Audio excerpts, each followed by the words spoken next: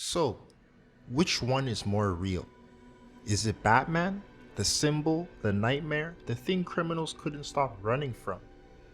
Or is it Bruce Wayne, the billionaire, the name on the buildings, the guy with the smile that never quite reached his eyes? And I've been thinking about this question for a while now. Across 3 Arkham games and 1 brand new Lego Batman that literally came out last month, there's a story being told about this man's identity, about which version of him is more real, about what happens when those 2 versions can't coexist anymore. And the answer is weirder and sadder than I expected.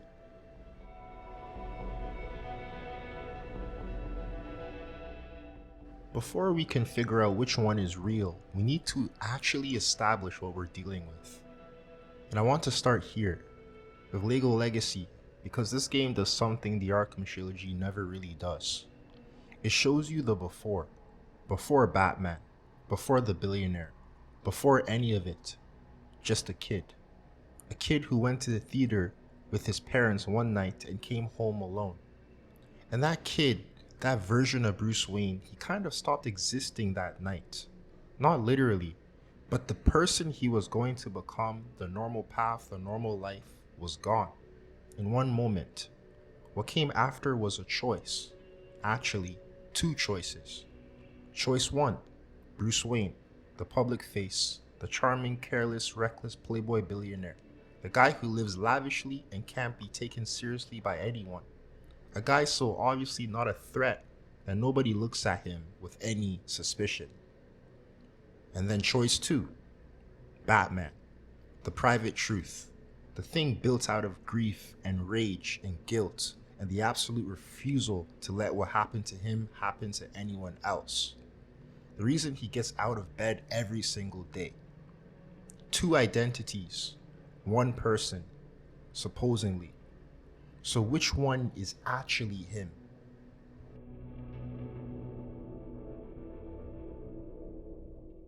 Let's start with the obvious answer. Batman is the real one, and Arkham Asylum basically opens with the evidence.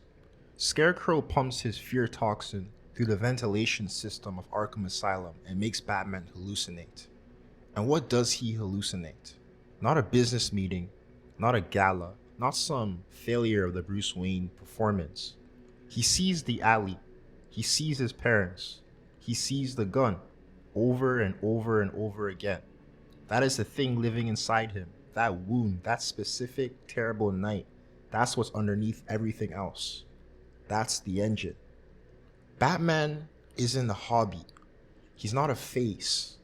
He didn't become Batman because it was cool or because he had money to spend on gadgets. He became Batman because the alternative was doing nothing. And he couldn't do nothing. It wasn't in him. The grief wouldn't let him. And the Joker, even from a cell, even locked up, the Joker sees it. He doesn't taunt Batman about Bruce Wayne. He doesn't make fun of the parties or the money or the public persona. He goes straight for the thing underneath. He keeps asking Batman why he's any different from the people locked up in Arkham. What's the line between Batman's obsession and the obsession that put every single one of those patients in that building? And the uncomfortable answer the game is quietly suggesting is not much. The difference is the target of the obsession, not the intensity, not the all-consuming nature of it. Bruce Wayne goes to galas. Batman is the one who stays up all night, who bleeds, who keeps going when any sane person would have stopped, who has given up every normal thing a human being needs, relationships, rest, and peace, for this. Tell me which one of those sounds like a real person.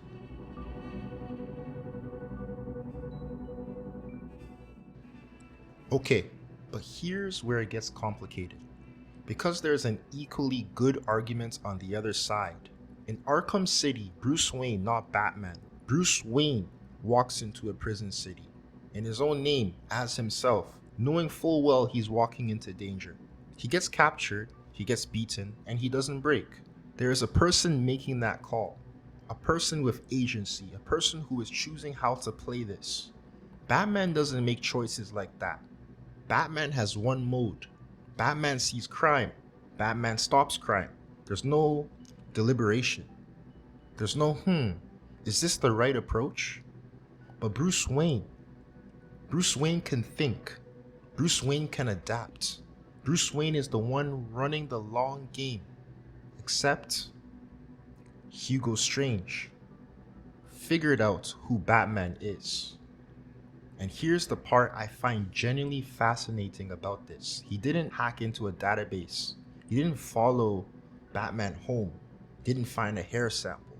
He just watched Bruce Wayne, studied his behavior, his patterns, the way he moved through the world, his grief, his obsession, the things he cared about and the things he couldn't let go of. And he went, that's him. Which means no matter how good Bruce thinks his cover is, the real person is leaking through constantly. You can see Batman and how Bruce Wayne holds a room. You can see the grief and how he talks about his parents. You can see the obsession in everything he does. The mask isn't hiding anything from someone paying attention. The real person is right there on the surface.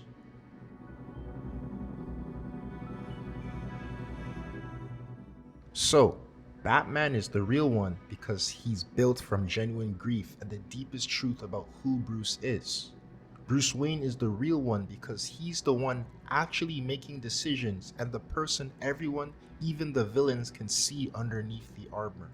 Both of those things are true, which means that neither identity is the whole answer. And by Arkham Knight, the situation has gotten bad enough that both of them are starting to fall apart at the same time. Here's what happens. The Joker's blood gets into Bruce's system, and it starts producing hallucinations, and the hallucination takes the shape of the Joker, following Bruce around, commentating on everything, getting in his head. And I want you to really think about what that actually is, because it's not the Joker haunting Bruce, it's Bruce haunting himself. Everything the hallucination Joker says, every taunt about Jason Todd, every reminder of the people Bruce has failed, every question about whether Bruce's methods actually work, those are Bruce's own thoughts. His own guilt, his own doubt. The Joker's face is just the costume that guilt decided to wear. And then there's Scarecrow. Scarecrow's whole plan in this game isn't to beat Batman in a fight. He's not even trying. He wants to prove that Batman is just a man, because he understands something that most of the villains never figure out. Batman isn't scary because he's physically dangerous. He's scary because people believe in him. Because the idea of him, the symbol, the shadow on the wall, the thing that could be anywhere, that is what keeps criminals up at night. You can't punch a symbol into submission, but you can unmask one. And it works.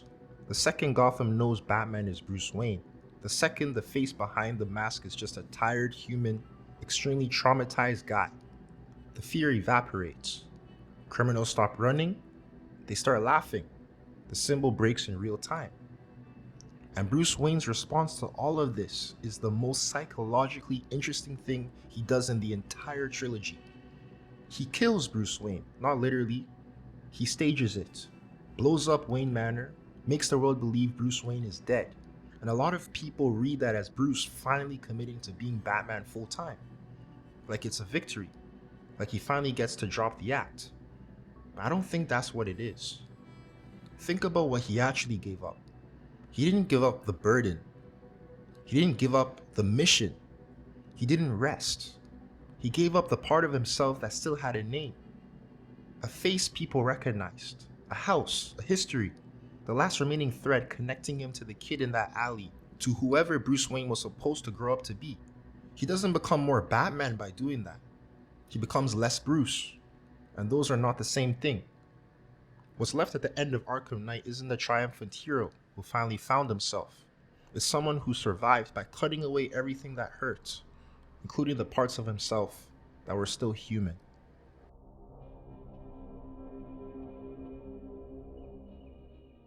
Okay, I need you to stay with me here because I know this is a tonal whiplash. But that's kind of the point. Lego Batman Legacy of the Dark Knight came out last month. And yes, it's Lego. Yes, it's funny. Yes, the Batcave is made of plastic bricks and someone probably falls into a pile of studs at least once every level. But it's doing something quietly interesting that I don't think is getting enough attention. It keeps Bruce Wayne human. Throughout the whole game, origin to legend, Bruce doesn't have to choose between being Batman and being a person. He builds a Bat family.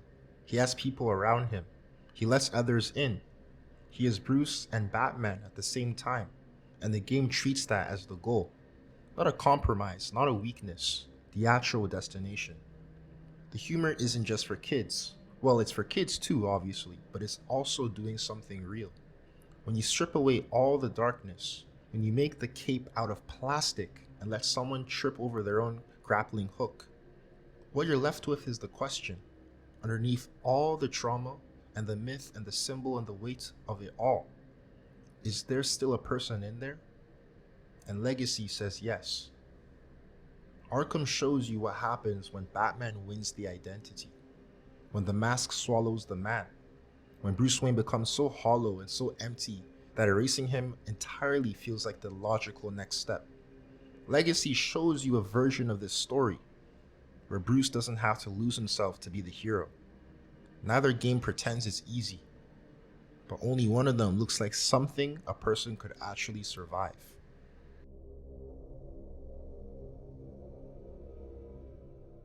So, Batman or Bruce Wayne? Which one is real? I've been sitting with this, and I think the honest answer is neither of them fully. Bruce Wayne, the Playboy, is a performance built from scratch to make people look away. Empty enough on purpose that nobody would ever think to look underneath. Batman is a performance too, a symbol, something bigger than a person, deliberately designed to be bigger than a person, because a person can be beaten and a symbol can't. The fully real one, if there is one, is whoever is in between those two things. The one who built both of them.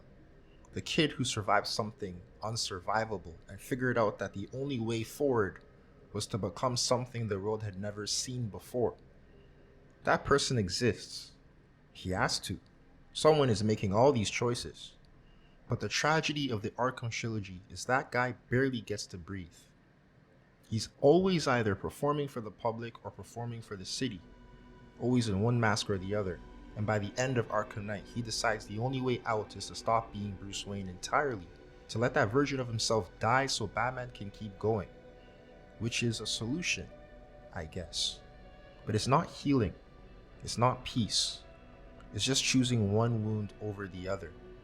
And then there's Legacy, a game that started being made for kids. A game with Lego bricks and slapstick and probably a lot of jokes about Alfred. Quietly making the argument that Bruce Wayne doesn't have to disappear for Batman to exist. That the mask and the man can coexist. That the kid in the alley deserved to grow up into something whole. I don't know if that's possible. The Arkham games make a pretty convincing case that it isn't, but I think it's worth asking. Feel free to comment and express your thoughts. Is Batman more real? Is Bruce Wayne more real? Make sure to like and subscribe for more gaming psychology content. Thank you for watching. I'll see you in the next one.